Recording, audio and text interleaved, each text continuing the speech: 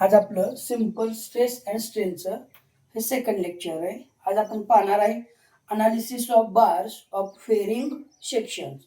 ह्या बारचं अनालिसिस करायचं आहे फेरिंग सेक्शनचं. आता याच्यामध्ये काय दिलं जातं तर हे वेगवेगळे डायमीटरचे सेक्शन्स दिले जातात. आता ह्यांचे स्ट्रेस किंवा इलॉंगेशन फाइंड करावं लागतं. तर आपण आता पहिले एक्झाम्पल बघूया.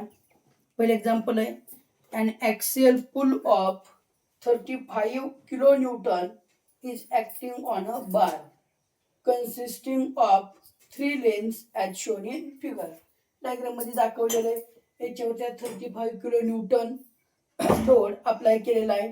इफ द यंग्स मॉड्युलस म्हणजे काय घेणार आपण y घेणार दिलेला आहे 2.1 into 10⁵ newton per mm square. Determine first bit stresses in each section 1 2 3 sections आहेत. ह्यांच्यामधला स्ट्रेस काढायचा आहे. म्हणजे आपल्याला पहिला सेक्शन याला बोलू, हा सेकंड सेक्शन आणि हा थर्ड सेक्शन. स्ट्रेसेस काढायचे म्हणजे सिग्मा 1 सिग्मा 2 आणि सिग्मा 3 फाइंड करायला सांगितले. आणि total extension of the bar, total extension total change in length find करायची. मग DL is equal to DL1 plus DL2 plus DL3 हे फाइंड करायला सांगितलेलं आहे. आता 3 वेरिंग सेक्शन्स दिलेले आहेत. हे वेरिंग सेक्शनचे डायमीटर्स दिलेले आहेत. तर यांची एरिया फाइंड करून घेऊ. A1 is equal to A1. आता या ठिकाणी काय दिले डायमीटर दिलेत. जर सेक्शनचे डायमीटर दिले असतील तर त्याचा एरियाचा फॉर्म्युला काय येतो π/4 इंटू डीचा स्क्वेअर. हा पहिला सेक्शन आहे D1 घेतला म्हणजे काय π/4 इंटू D1 किती आहे 2 सेंटीमीटर. म्हणजे त्याला मिलीमीटर मध्ये करा म्हणजे 20 मिलीमीटर आहे. 20चा स्क्वेअर आहे. दुसरा section A2 is equal to काय formula π/4 into D2 square is equal to π/4 into दुसरा किती आहे 3 सेंटीमीटर डायमीटर आहे मिलीमीटर मध्ये करा म्हणजे किती आला 30चा स्क्वेअर आला. आणि तिसरा सेक्शन A3 इज इक्वल काय येईल π/4 D3चा square is equal to π/4 in bracket. तिसऱ्या सेक्शनचा डायमीटर किती दिलेला आहे 5 सेंटीमीटर. याला मिलीमीटर मध्ये करा 50 याचा स्क्वेअर. आता यांची आपण कॅल्क्युलेशन्स करून घेऊ. कारण आहेच टाकायचे π/4 आन्सर इंटू 20चा स्क्वेअर. पहिल्याचा आन्सर येत आहे 314.16 मिलीमीटर स्क्वेअर. दुसऱ्याचा आन्सर येत आहे π/4 इंटू 30 स्क्वेअर 706.86 मिलीमीटर स्क्वेअर. आणि तिसऱ्याचा येतोय π/4 इंटू 50 स्क्वेअर. ह्याचं येतंय 1963.5 मिलीमीटर स्क्वेअर आला. चला आता स्ट्रेसेस फाइंड करून घेऊ. पहिली बेटा स्ट्रेसेस फाइंड करू.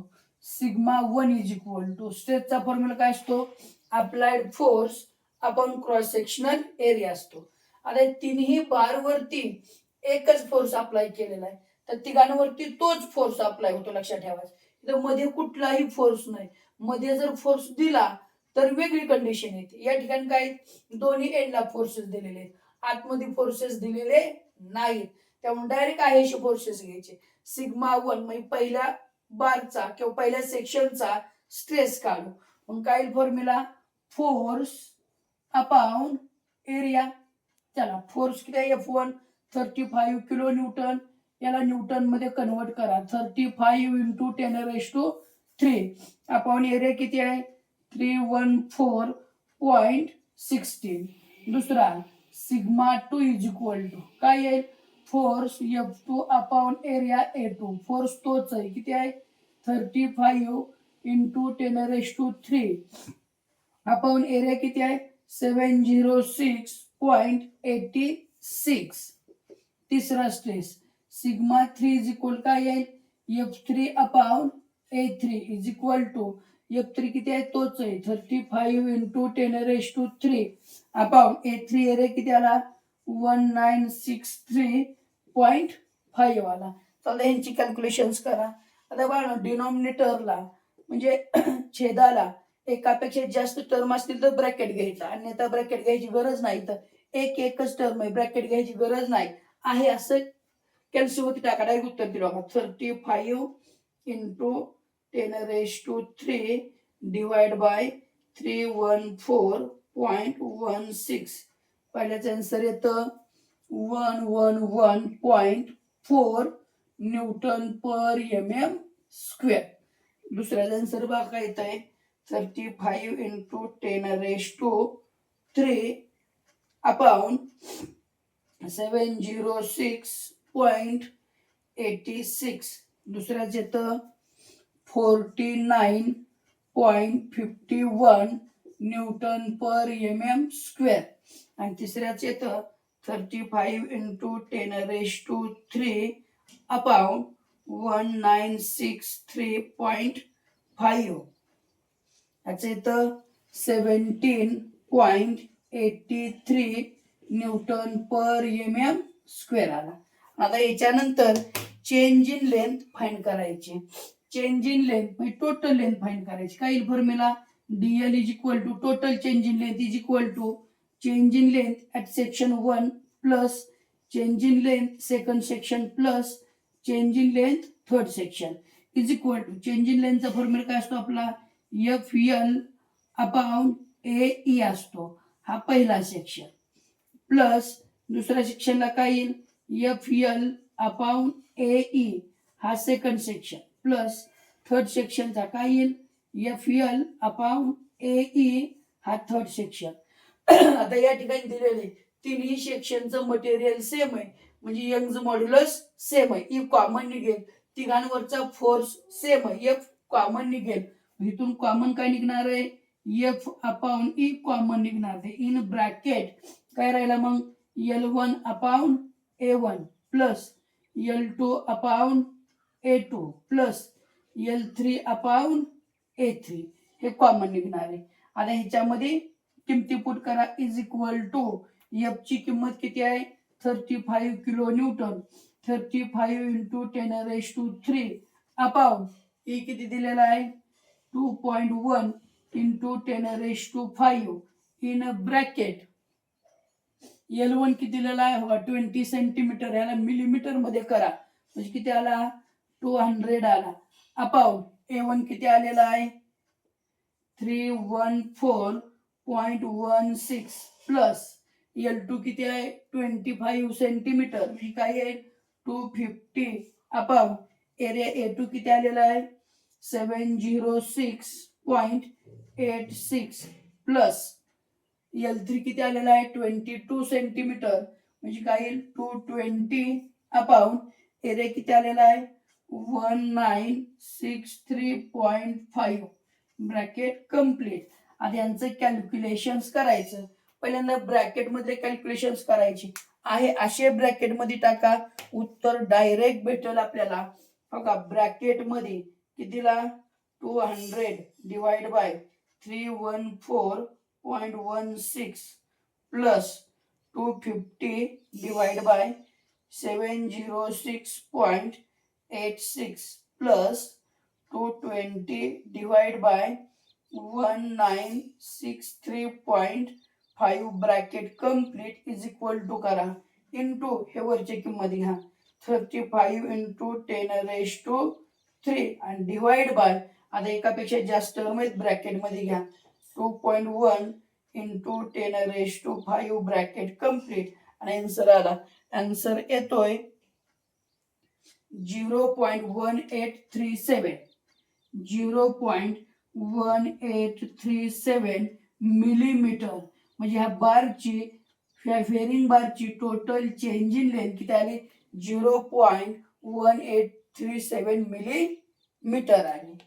बघा असे एक्झाम्पल्स विचारू शकतात. आता आपण पुढला एक्झाम्पल घेऊ.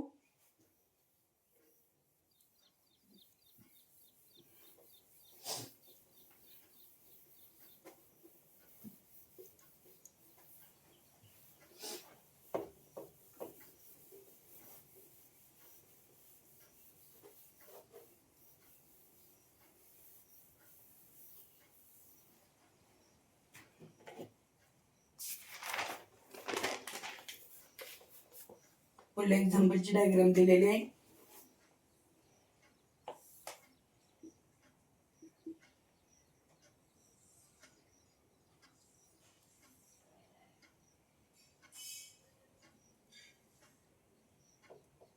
हा सेक्शन आहे 10 into 10 10 सेंटीमीटर इंटू 10 सेंटीमीटर म्हणजे रेक्टँग्युलर सेक्शन दिलेले आहे. हा सेक्शन आहे 5 सेंटीमीटर इंटू 5 सेंटीमीटर. याच्यावरती हा पी लोड कॉम्प्रेसिव्ह अप्लाय केलेला आहे आणि याच्या लेंथ्स दिलेल्या आहेत ही 30 सेंटीमीटर आणि दुसरी दिलेली आहे 38 सेंटीमीटर. हा पहिला आहे स्टील बार आणि हा दुसरा आहे ॲल्युमिनियम बार. क्वेश्चन काय दिलाय बघा. A member formed by connecting a steel bar to an aluminum bar is shown in figure. पहिला स्टील बार दिला, दुसरा ॲल्युमिनियम बार दिलेला आहे. Assuming that the bars are prevented from buckling sideways, calculate the magnitude of force P. हा force P विचारलेला आहे. That will cause the total length of the member to decrease 0.25 mm. आता ह्या दोन्ही बार वरती हा जो पी अप्लाय केलेला आहे हा कॉम्प्रेसिव्ह फोर्स अप्लाय केलेला आहे. मग ह्या दोघांमध्ये काय होणार आहे, जी लेंथ चेंज होणार आहे ते डिक्रीज चेंजेस होणार आहे बाळा, ही लहान होणार आहे बार. मग चेंज इन लेंथ ही कशी असणार आहे, डिक्रीज असणार आहे. ती दिलेली आहे आपल्याला. Change in length total DL is equal किती दिलंय 0.25 मिलीमीटर. पुढे सांगितलेलं आहे the value of elastic modulus म्हणजेच Young's modulus for steel and aluminium are. पहिला स्टील साठी आहे YS इज इक्वल टू दिलेला आहे 2.1 into 10⁵ newton per mm square आणि दुसरा दिलेला आहे YA aluminium 7 into 10⁴ newton per mm square दिलेला आहे रिस्पेक्टिव्हली. तर आपल्याला काय विचारलेलं आहे त्यांनी, पी ची किंमत विचारलेली आहे. चेंज इन लेंथ माहित आहे, तर अप्लाय करा formula. Total change in length is equal to change in length 1 plus change in length 2. Total change in length DL is equal to, DL चा फॉर्म्युला काय आपला पीएल अपॉन ए ई. हा section 1 हिच्या वेळी आपण Y घेवा, आपण Y घेतलेला आहे प्लस सेक्शन 2 साठी काय येणार आहे फॉर्म्युला पीएल अपॉन ए वाय सेक्शन 2. आता या दोघांमध्ये सिमिलर काहीच नाही, सगळे किमती वेगळे, सगळे आहे शपूट करा is equal to in bracket. फक्त या दोघांमध्ये पी कॉमन आहे, आपण पी कॉमन काढू. हा पी इन ब्रॅकेट काय या ठिकाणी L1 upon A1 Y1 plus L2 upon A2 Y2 bracket complete is equal to P in bracket L1 किती आहे बघा 30 सेंटीमीटर. 30 सेंटीमीटरला मिलीमीटर मध्ये करा म्हणजे किती आला 300 अपॉन A1. आता आपण एरिया काढून घेऊ आणि इथं A1 A2 मी लहानाची इथं काढतो. A1 इज इक्वल किती आहे 5 इंटू 5 म्हणजे किती आलं 25 सेंटीमीटर स्क्वेअर आलं. याला मिलीमीटर स्क्वेअर मध्ये कन्वर्ट करा म्हणजे काय येईल 10⁻² येईल म्हणजे काय येईल 2500 मिलीमीटर स्क्वेअर येईल. Area A2 is equal to काय आहे 10 into 10 is equal to 100 centimetre square आला. ह्याला मिलीमीटर मध्ये करा 2 शून्य वाढतील म्हणजे किती येईल 10,000 मिलीमीटर स्क्वेअर येईल. तर A1 किती आला मग आपला 2500 इंटू Y1 कोणाचा आहे पहिला स्टील साठी काय आलेला आहे 2.1 इंटू 10⁵ प्लस L2 38 सेंटीमीटर म्हणजे किती आला 380 मिलीमीटर अपॉन A2 किती आलेला आहे 10,000 इंटू Y2 म्हणजे ॲल्युमिनियम किती दिलेला आहे 7 इंटू 10⁴ दिलेला आहे. आता पण ह्याचं जर डायरेक्ट कॅल्क्युलेशन केलं इकडे काय येईल आपल्याला change in length DL is equal to P in bracket. आता चेंज इन लेंथ त्यांनी आपल्याला दिलेली आहे की किती दिलेलं आहे 0.25 मिलीमीटर दिलेले आहे आपल्याला. तर मला हे कॅल्क्युलेशन करायला आहे का काय नाही हायशे करायचे कॅल्क्युलेशन. बघा इन ब्रॅकेट किती दिलाय 300 डिवाइड बाय इन ब्रॅकेट एकापेक्षा जास्त टर्म आहे किती आहे 2500 इंटू 2.1 इंटू 10⁵ ह्याचा हा ब्रॅकेट कम्प्लीट प्लस हा किती येणार आहे 380 डिवाइड बाय नंतर ब्रॅकेट मध्ये काय येईल 10,000 into 7 into 10⁴ double bracket complete. म्हणजे काय केलं बाळांनो ह्यांना फक्त ब्रॅकेट टाकले डबल.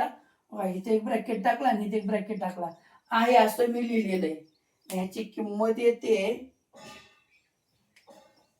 1.1142 इंटू 10⁻⁻6 येते. आता पी ची किंमत काय हा मल्टिप्लाय इकडे येऊन डिवाइड होईल. पी इज इक्वल किती आला 0.25 अपॉन 1.1142 इंटू 10⁻⁻6 याचं उत्तर काढा. हायस्ट आन्सर राहू दे आपल्या कॅल्सी वरती नाही 0.25 डिवाइड बाय आन्सर म्हणायचं 0.25 डिवाइड बाय आन्सर. तर याचं आन्सर येतंय बाळांनो ENG टाकू आपण याला 224.358 इंटू 10⁻³ न्यूटन आलं. म्हणजे किती आलं 224.358 किलो न्यूटन आलं. हे झालं आपलं दुसरं एक्झाम्पल. आता त्याच्यानंतर सुपरपोजिशनचे आपण एक्झाम्पल बघू. प्रिन्सिपल ऑफ सुपरपोजिशन पण सेम एक्झाम्पल आहेत फक्त याच्यामध्ये आतमध्ये फोर्सेस दिले जातात कारण त्यांचे रिझोल्युशन एकदम सोपं आहे. आज काही जास्त वेगळं नाही.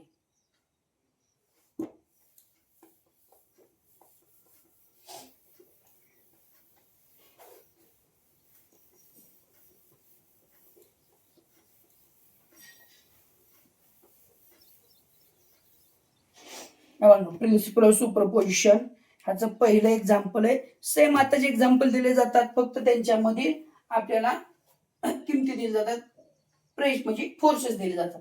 काय म्हणलंय बघा a brass bar having cross sectional area of cross sectional area common दिलेला आहे ए इज इक्वल मी सगळ्या सेक्शनचा क्रॉस सेक्शन एरिया सेम आहे 1000 mm² is subjected to axial force as shown in figure. Find the total elongation of the bar. Total elongation DL find करायला सांगितलं आहे आणि E is equal to किंमत दिलेली आहे म्हणजे यंग्स मॉड्युलस दिलेला आहे 1.05 इंटू 10⁵ न्यूटन पर mm². आणि बॉल डायग्राम आपल्याला दिलेली आहे. डायग्राम ही दिलेली आहे.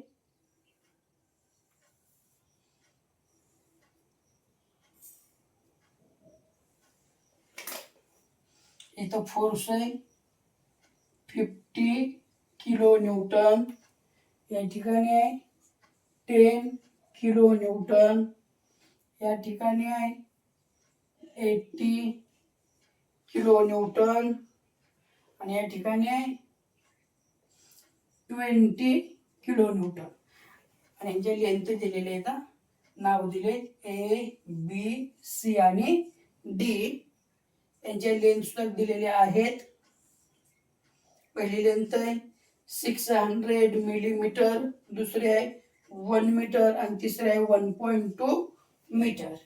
आता बघा याच्यामध्ये काय करायचे तीनही बार वेगवेगळे घ्यायचे. आता जो पुल नेचरनं फोर्स आहे तो प्लस घ्यायचा टेन्साइल घ्यायचा आणि जो पुश नेचरनं फोर्स आहे तो कॉम्प्रेसिव्ह घ्यायचा निगेटिव्ह घ्यायचा. आता बघा ह्यांचे पोझिशन बनवू आपण. हे तिन्ही बार मी वेगवेगळे बनवतो. हा पहिला बार त्याच्या खाली हा दुसरा बार आणि त्याच्या खाली हा पुढं तिसरा बार. जे एंडचे बार आहेत त्यांच्यावरती जे फोर्स आहे असे आहे त्याच नेचरनं द्यायची. बघा पहिला कुठला बार आहे ए बी, दुसरा बी सी आणि तिसरा सी डी. बघा ए बी वरती ए या ठिकाणी 50 किलो न्यूटन फोर्स अप्लाय केलेला आहे आणि हा कसा आहे की टेन्साईल नेचर आहे. याचा टेन्साईल नेचर अप्लाय करायच्या वरती किती 50 किलो न्यूटन. त्याच्यानंतर हा दुसरा बार आहे एंडचा सीडी, ह्याच्यावरती एंडला बघा 10 kilo Newton compressive nature apply केलाय. याचा कॉम्प्रेसिव्ह नेचर अप्लाय करायचा 10 किलो न्यूटन. आणि जो आता मधला बार आहे ह्याला काय करायचं, हा सेक्शन मधून कट करायचा. इथून कट केला, ह्याची लेफ्ट साइड घ्या किंवा राईट साइड घ्या, कुठली साइड घ्या मधला फोर्स भेटून जातो. समजा आपण जर लेफ्ट साइड घेतली तर बघा एवढा सेक्शन येतोय. ह्या सेक्शन वरती किती फोर्स अप्लाय होतोय, हा 80 किलो न्यूटन कॉम्प्रेसिव्ह आहे आणि हा 50 किलो न्यूटन टेन्साईल आहे. म्हणजे -80 + 50 किती आला -30. मायनस आला म्हणजे कॉम्प्रेसिव्ह आहे. बघा ह्याच्यावरती कॉम्प्रेसिव्ह फोर्स आहे किती आहे 30 किलो न्यूटन. ह्याच्यावर सुद्धा किती आहे, हा 30 किलो न्यूटन आहे. जर कोणाला वाटलं राईट साइड घ्या, राईट साइड घ्या. कुठला सेक्शन येईल बघा एवढा सेक्शन. ह्या सेक्शन वरती हा 20 कसा आहे कॉम्प्रेसिव्ह आहे, हा 10 कसा आहे कॉम्प्रेसिव्ह आहे. -20 - 10 किती आले -30 आले. मग तुम्ही या मधल्या सेक्शनला लेफ्ट सेक्शन घ्या किंवा राईट सेक्शन घ्या, काही फरक पडत नाही. हे आपले फोर्स अनालिसिस झाले. इथून पुढे सेमच मेथड आहे. चेंज इन लेंथ काढायचे. चेंज इन लेंथचा फॉर्म्युला काय आपला dl = dl1 + dl2 + dl3 dl चा फॉर्म्युला काय आपला FL/AE section 1 plus in bracket FL/AE section 2 plus in bracket FL/AE section 3 आला. चला तर ह्याच्यामध्ये तिघांचा क्रॉस सेक्शनल एरिया सेम आहे, ई सेम आहे, कॉमन काढू. कॉमन काय येईल 1/AE कॉमन आला तर इन ब्रॅकेट इथं काय येईल F1L1 प्लस इथं काय येईल F2L2 प्लस इथं काय येईल F3L3. चला ह्यांच्या किमती पुट करा.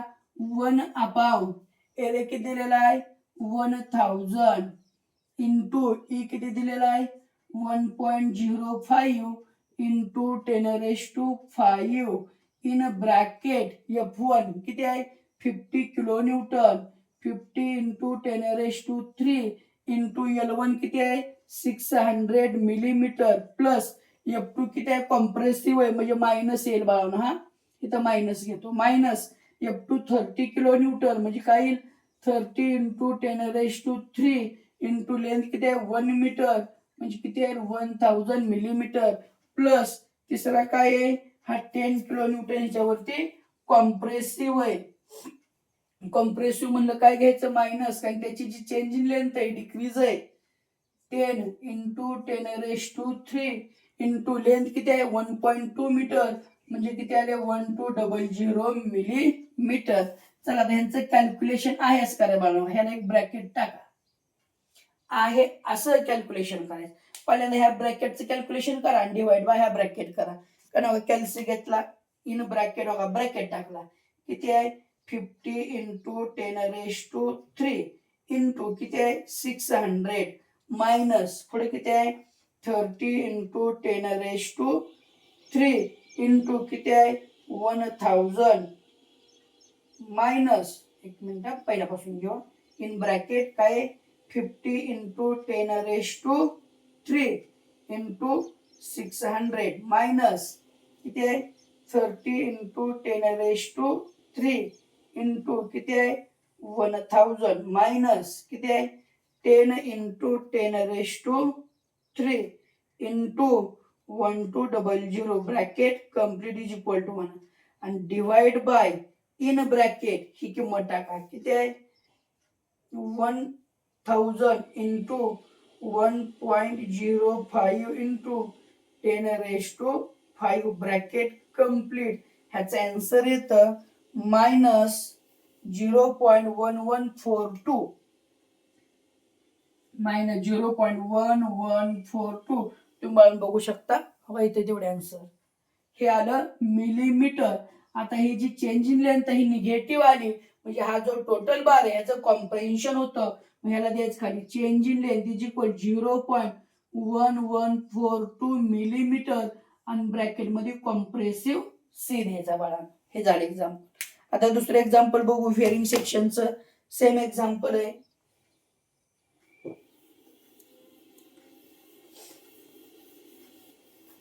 आता म्हणजे दुसरं एक्झाम्पल आहे ना त्याचे फक्त मी फोर्स अनालिसिस करून दे ना, कॅल्क्युलेशन्स तुमची तुम्ही करायची.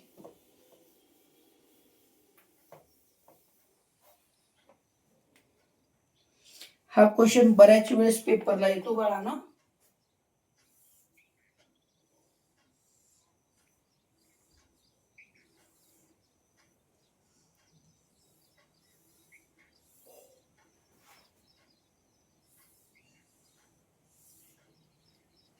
पहिला आहे हा P1 फोर्स, हा P2 फोर्स, हा P3 फोर्स आणि हा P4 फोर्स. याचा एरिया दिलेला 625 मिलीमीटर स्क्वेअर. याचा एरिया आहे 2500 मिलीमीटर स्क्वेअर आणि याचा आहे 1250 मिलीमीटर स्क्वेअर. ह्यांच्या लेन्स दिलेल्या आहेत. लेन्स पहिल्याची 120 सेंटीमीटर, 60 सेंटीमीटर आणि 90 सेंटीमीटर. बघा काय सांगितलेलं आहे. अ मेंबर ABCD याला नावं दिलेले आहेत ABC आणि D is subjected to point loads P1, P2, P3 and P4 as shown in the figure. Calculate the force P2 if P2 find करायला सांगितलेला आहे. if P1 is equal to 45 kilonewton, P2 is equal to 450 kilonewton and P4 is equal to 130 kilonewton. Determine the total elongation of the member assuming the modulus of elasticity. Total elongation DL find करायला सांगितलंय आणि E ची किंमत दिलेली आहे 2.1 into 10⁵ newton per mm square. आता बघा ह्याच्यावर बघा P1, P2, P3, P4 हे चारही फोर्स एक्स ऍक्सिस वरती आहेत आणि दिलेला प्रत्येक मेंबर हा इक्विलिब्रियम कंडिशनला असतो. इक्विलिब्रियम कंडिशनला असतो म्हणजेच समेशन एफ ऑफ एक्स 0 असतो, समेशन एफ ऑफ वाय 0 असतो आणि moment at any point is equal to 0 असतो. ह्या तिघांमधली जी कंडिशन अप्लाय करता येईल ते कंडिशन्स अप्लाय करायची. आता दिलेले चारही फोर्स एक्स ऍक्सिस वरती आहेत मग summation F of x apply करायचा. करा summation F of x apply. मग मी इकडे घेतो. पण एक्झाम्पल फुल लेक्चरला घेऊ आपण.